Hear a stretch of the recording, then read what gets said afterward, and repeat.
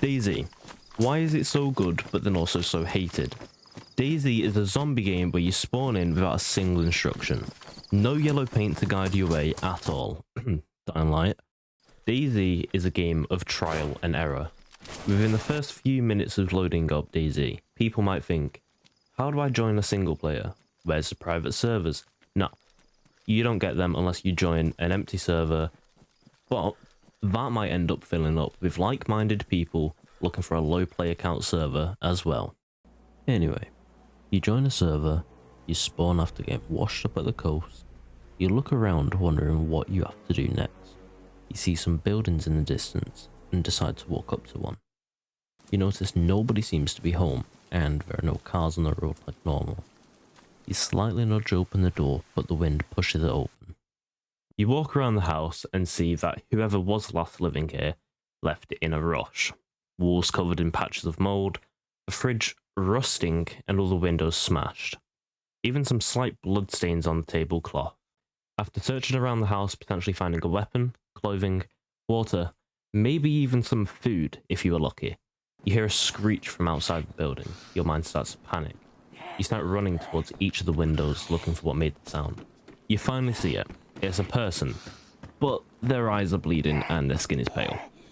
They seem to almost stumble over their own feet as they walk. That is what we would call an infected. See how I didn't say zombie? In this game, the infected are not dead. They still have a little bit of life in them. They are just normal people with a deadly infection. There are 4 stages to this infection. Within the first 6 hours, the host will begin displaying high fevers, sweats, nausea, vomiting, and a sickly skin tone. Within 4 to 10 hours, the host will, if they haven't already, begin vomiting, experience full body aches and shivers, fainting, and or loss of balance. If these symptoms begin to show, the host has already been taken over and cannot be saved. Blackening of the blood or veins as the blood begins to thicken, and a bunch of words I won't be able to say.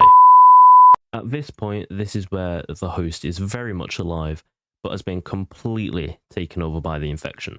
They then begin to have feral-like symptoms, increased sensitivity to sound that produces increased aggression, intense jerky motions, inability to focus, unresponsive behaviors, excessive salivation, and lack of fine motor skills. If you are wanting to remain as stealthy as you can, but you are still wanting to use your guns, you are able to create a bottled suppressor with a plastic bottle and some duct tape. Anyway, what's next on this script? Ah yeah, the infected are only a small enemy of the game. Even though the game is based around the infected, they are not exactly the main threat you should be looking out for. The biggest threat of the game is players. Players are 100% the biggest threat. If you have trust issues already, get ready for them to double. You could simply meet up with a guy on the side of the road, you're about to do a peaceful exchange for food or water, but instead this guy tries to pull out a BK-133. You can never fully trust anyone, even your own team. In this next clip I'm about to show you is when me and my 2 mates were having a bit of a disagreement about something, and my mate Carver decided he had enough of us. He fires a 12 gauge into our teammate Dylan's head, then shortly after tried to kill me, but it just barely goes over my shoulder.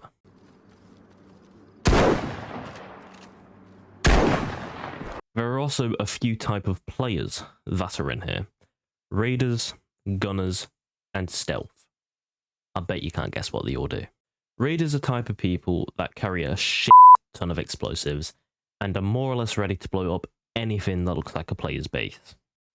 Gunners are the type of people that don't care about how loud they're being whilst using their guns. Normally people only use their guns when there is a crap ton of zombies. Not zombies, infected, they're called infected. Infected, not Anyway, when there's a crap ton of infected. Or if they get into a gunfight with another player. These type of players will be shooting as much as they can and at literally anything. Zombies, animals, maybe even dust particles, I really don't know. Stealth is one of my favourite playstyles to try and do. all you have to do is wear all camo clothing for your environment. So if you're wanting to play Chernarus or Livonia, then you'll be wanting to wear green clothing to blend in with the grass and tree line. If you're playing Sakal, then you're going to have to be wearing white clothing to blend in with the snow. If you're wanting to remain as stealthy as you can, but you're still wanting to use your weapons, such as your guns and that, you're able to create a bottled suppressor with a plastic bottle and some duct tape. After learning what most players are like, how about we talk about the pain of building a base in DayZ? Well, to build anything, you're going to have to gather a ton of nails, rope, and short sticks. You will also need a hatchet and any form of axes to chop down wood. To get started, I'd recommend building a shack using the walls of an average home. To get started with this progress, you will need to make a fence kit. For that, you will need 1 rope and 2 short sticks. While trying to place it down, be careful because it can be a pain in the ass replacement. Once you have found a good placement for your fence, make sure you have a pair of pliers before building it if you want a way in and out. Also, make sure you have metal wire to be able to make it into a gate, or it's just useless. To be able to build up the fence, you will need 2 wooden logs for the base and a shovel to dig it down, 18 planks and 36 nails. It sounds like a lot, and it is. But if you find 1 box of nails, you should be set. There's like 99 in there. Make sure you have a hammer or a hatchet to be able to build it up and put the planks in place. Now repeat that in any place you think fits your base, such as in front of windows or potential raid entrances. But if you're doing it near windows, make sure you're not soft siding, because me and my mate had a mild inconvenience with that. I almost forgot what the video was actually about. Why the game's good, but hated? Let's go through with the pros and the cons I could think of. For the first part, let's read out the cons. The cons of the game that could possibly make people hate DayZ is the fact the game is way too difficult on new players. There is no tutorial, food is hard to come by, water is extremely hard to find unless you find a well, players always kill you. If you get a cold, you will get a common cold and die unless you find a rare medication if you reach stage 2. The pros of the game that could make people love the game is hard. People like hard games. Enough to stop little kids with squeaky voices playing the game. The food, water, blood, health and temperature mechanic is really complex, making the game more fun to learn. There is a massive learning curve full of trial and error. One slight mistake and you're dead. I would love to go on, but I cannot be bothered, to be honest with you all. But like I mentioned in the pro section, let's quickly talk about how the food, water, blood, health and temp mechanics work. Water has a 5,000 max. Energy, well hunger, has a 7,500 max. Running will increase your energy and hydration consumption, a lot more than just walking or simply jogging. The temperature average is 37 to 38 Fahrenheit. When your temp bar goes blue with a dot, you need to get to heat. Being cold will drastically decrease your energy by 50 times than the normal temperature. Blood with a 5,000 max, health with 100 max. If you are at red, hunger or thirst, you will start to lose health points over time, and your blood level will not naturally regenerate. While being overheated, you will start to lose health. Being frozen will also make you lose energy dramatically. When you somehow break a bone, if it's from falling, stepping into a bear trap, getting shot with a high caliber, jumping out of a moving vehicle, don't know why you would do that, or being beaten brutally by another player.